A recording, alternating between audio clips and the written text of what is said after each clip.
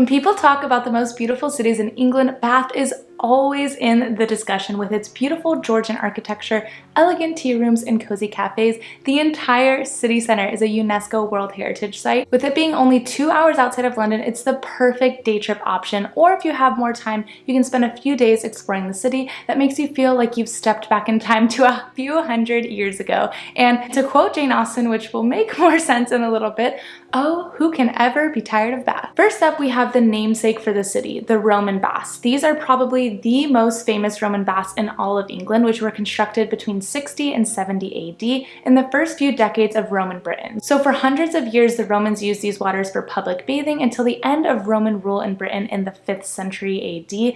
Nowadays, you can't go inside the waters. It's more of a place just to see the history and the beauty. It's easily one of the best places to go in Bath if you love history and want to see where the city got its name. It costs £24.50 on weekends to enter and £21.50 on weekdays. If you're looking to actually go inside some baths or spas, check out Thermae Spa. On weekdays, it costs £41 for a 2-hour spa session, which includes a towel and a robe as well. And on the weekends, it's £46. Since the Roman baths were shut down for bathing in the 1970s, they opened up Thermae Bath Spa in 2006, just around the corner, where you can enjoy the mineral-rich geothermal water in a rooftop pool overlooking the Roman baths and Bath Abbey. One of the reasons Bath originally became a famous spa town is that people believed bathing in the mineral-rich hot springs was good for your health, which reminds me so much of another city I visited whose name is also based on the mineral-rich natural waters, Baños de Agua Santa, or Baños for short, in Ecuador. Now, these pools are a lot cheaper than the UK, of course, at only $6 for unlimited access to the pools, and the locals say the waters have healing powers, just like the locals say about Bath. I highly recommend doing the cold to hot plunge if you get a chance, just like I did here in this video. Right next to the Roman baths, we have Bath Abbey, which was built between 1499 and 1611. It was built with Bath stone, so you'll notice it matches the rest of the city in color, but it is one of the tallest buildings in the city, which really does make it stand out. This stunning abbey is the centerpiece of historic Bath and was once a Benedictine monastery.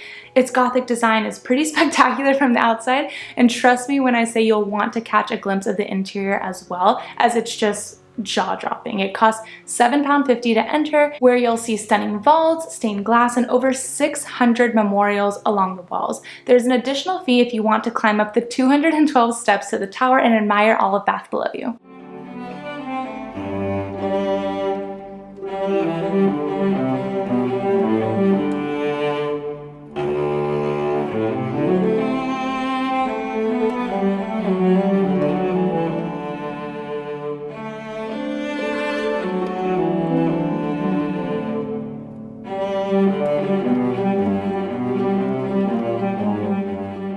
Now if you head down to the River Avon, you will see a ton of beautiful bridges scattered up and down the water, but none compare to the Pulteney Bridge. This was completed 250 years ago and is right in the middle of city center, so you really can't miss it. The reason why it's so famous is because it's one of only 4 bridges in the world that have covered shops spanning both sides of the bridge.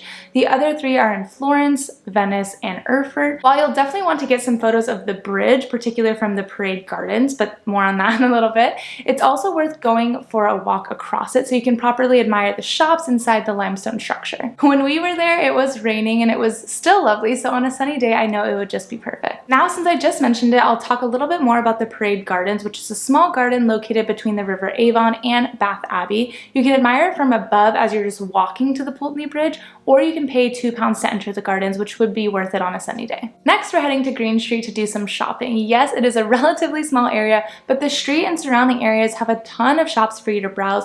Plus, it's super cute, which is a theme you'll see as you walk around here in Bath. Everywhere is just gorgeous. It was almost the same feeling I got when I was walking around Oxford. Like, I was just in awe of every single building, even ones that weren't really famous or had significance. It's just a stunning town altogether. So enjoy some time strolling down the street, window shopping, or even popping into some shops. And nearby is the Jane Austen Center if that interests you. Visiting the Jane Austen Center offers you a snapshot of life during Regency times and explores how living in this magnificent city affected Jane Austen and her writing. There are costumed guides and you can have fun dressing up, tasting some Regency food, writing with a quill pen and ink, and even having your picture taken with a Jane Austen wax statue. Tickets cost £14 $14.75 to enter, or if you want to take it a step further because you're just such a huge Jane Austen fan, consider timing your trip to Bath at the same time as the Jane Austen Festival. This year in 2024, it's September 13th through September 22nd. This is where everyone gets dressed up in Old English attire, and there are events and activities you can participate in every day. Now we'll head to the Royal Crescent and Royal Circus. The Royal Crescent was built about 250 years ago and is said to be one of the most beautiful Georgian buildings to see anywhere in England. It's an impressive row of 30 terraced houses stretching in a large semicircle overlooking a wide lawn. And number 1 Royal Crescent is actually a museum where you can learn more about how homes looked during the Georgian era, and it was the filming location for the Featherington House in Bridgerton. Royal Crescent looks similar to Royal Circus, which some people get confused about, but they are different buildings. The Circus is a circle, not a semicircle, of townhomes surrounding a large roundabout and a small lawn. The design was inspired by Stonehenge, and the circle has a similar diameter. The Circus is personally the most popular picture I kept seeing on Instagram of Bath, so I had to Instagram it myself. Next up, we have Royal Victoria Park, which is the short walk from the city center and is the perfect place for a picnic, a walk, or some relaxation on a sunny summer's day. The park opened in 1830 by Princess Victoria and covers a whopping 57 acres. There's an aerial walkway, a botanic garden, an 18-hole golf course, tennis courts, and so much more.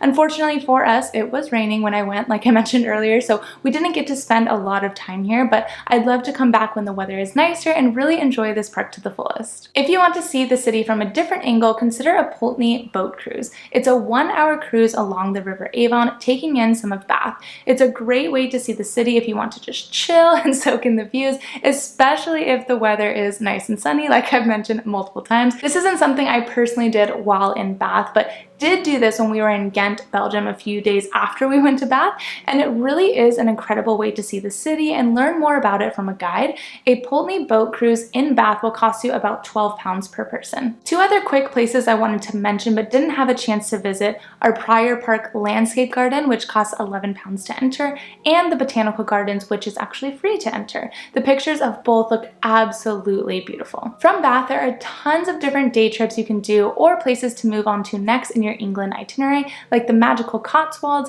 historical Stonehenge, or the seaside city of Bristol. The possibilities are endless, but either way, you'll probably either start or end your England trip in the capital city of London, since that's where the biggest airport is, so make sure to check out this 3-day itinerary to make the most of your time there.